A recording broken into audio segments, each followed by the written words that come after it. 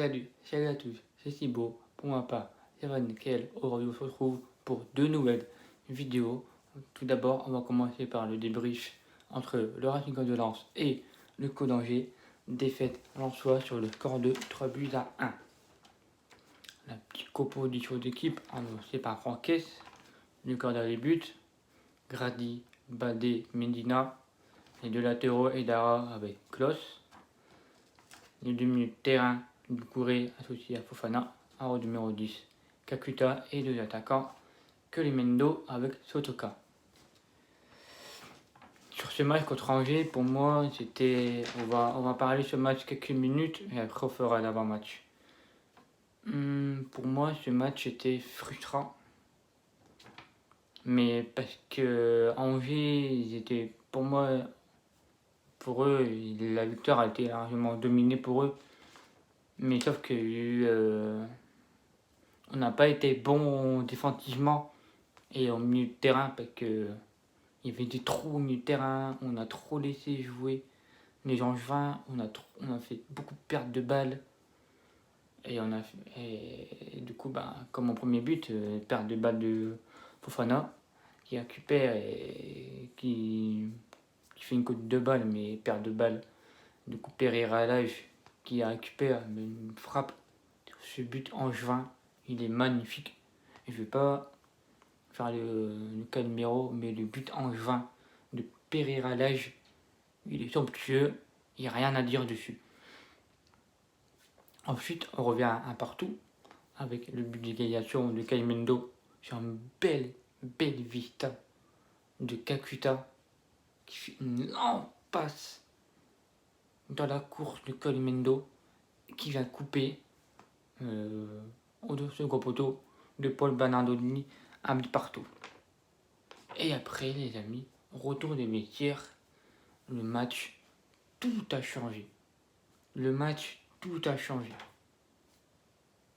On perd 3 buts à 1. La défense, comme je vous l'ai dit, on a laissé beaucoup d'espace aux Angevins. On a laissé beaucoup, le milieu de terrain, il était perdu. Fofana, j'avais du mal à la retrouver sur cette rencontre, surtout Medina. Parce que avec Maradona, du coup, je pense, après, je ne dirai rien du dessus. Mais je reviens aussi à la ligue que vous êtes bande d'escroqueries. Oui, bande d'escroqueries de ne pas avoir laissé Medina à l'échauffement. D'avoir porté pendant le match le maillot de Medina alors que la LFP elle a refusé. Pour moi, je trouve ça honteux. Pareil pour le championnat argentin, championnat espagnol, pardon, pour Lionel Messi, qui fait un hommage énorme qu'il a fait pour Maradona, et qu'il prend une amende de 3 000 euros, 30 000 euros, je sais plus quoi, mais pour lui, Messi, c'est rien. Mais pour moi, je trouve ça honteux pour un hommage de Maradona. Moi, je vais pas faire débat dessus, mais moi, je trouve que en ce moment, le football mondial français est totalement honteux. Je n'ai rien à dire dessus. Alors qu'on fait un hommage comme ça, je ne vois pas pourquoi il doit être... Bref. Les statistiques de cette rencontre, 63% possession de balle pour 37% côté Angevin, 13 tirs côté l'emploi pour 16 tirs côté Angevin, 7 tirs cadrés pour 12 tirs cadrés Angevin. Donc voilà, donc sur ce match, j'étais un peu frustrant. Maintenant, on va passer au jour de match. On vous contre le Stade Rennais à 17h en direct et en activité au Horizon Park sur Téléfoot, la chaîne. Les amis, dernière confrontation entre les deux clubs pour 36 matchs joués et 14 victoires Rennais pour 9 matchs nuls pour 13 victoires lensois. La dernière confrontation entre les deux clubs, c'est 3 victoires Rennais pour 2 matchs nuls. Et les amis, la dernière victoire lensois à Rennes, ça date de 2001, donc 19 ans en arrière, sur le score de 2 buts à 1, un doublé de Valérien Ismaël. Rennes, sur cette saison actuelle en Ligue 1, je passe à la 7ème place avec 19 points. Nous, dans les matchs en Ligue 1, ces 12 matchs, c'est 5 victoires rennais, 4 matchs nuls pour 3 défaites. Nous avons marqué 19 buts pour 16 encaissés. Et les amis, cette semaine, les Rennais se sont déplacés en Russie, chez Krasnodar, pour le match ultime pour la qualification à Ligue Europa. Ils se sont inclinés sur le score de 1-0. Donc les Rennais, ils sont éliminés de toute compétition européenne. Donc les Rennais vont vouloir se rattraper et se montrer maintenant jouer en championnat pour se rattraper, pourquoi pas jouer l'Europe l'année prochaine. Les amis, sur ce match qui va s'annoncer cet après-midi, ça annonce très compliqué. Et ça va être un match ultra chaud à aller jouer. Ça va pas être facile. Je pense qu'on va un peu souffrir parce que depuis ces derniers matchs, on souffre un peu, malgré la défaite contre Angers qui m'a mis à la déception. Le match nul contre Nantes, c'est qu'on prend un but dans la dernière seconde, enfin à 85e minute, et on gagne à Dijon. Et après, il y a eu ces 3 matchs là où c'est un peu compliqué parce qu'on n'a pas l'habitude, 3 matchs en 7 jours. Ça aussi, on a un peu enchaîné, mais bon, c'est l'enchaînement des matchs et voilà, c'est pas grave. Mais là, maintenant, il va falloir prendre des points. Parce que là, comme je vous dis, on va avoir un calendrier de mois de décembre, janvier, très très compliqué. Et donc, du coup, c'est le moment de. Là, le match à l'extérieur, le match nul, pour moi, je prends de tous les jours. Parce que là, il y a la défaite de Nîmes ce soir à Marseille, contre Marseille à domicile, défaite 2-0. Du coup, ça fait du bien pour nous. Et les amis, quand ce match contre Rennes, il va falloir être guerrier, tout donner, et il va falloir rien lâcher du début jusqu'à la fin, de mouiller le maillot. Et voilà. Et j'espère que nos joueurs vont se battre jusqu'au bout. Et pour moi, je suis persuadé que nos joueurs ils vont tout donner pour la tête barbe. Ils vont tout donner. Et aussi, voilà.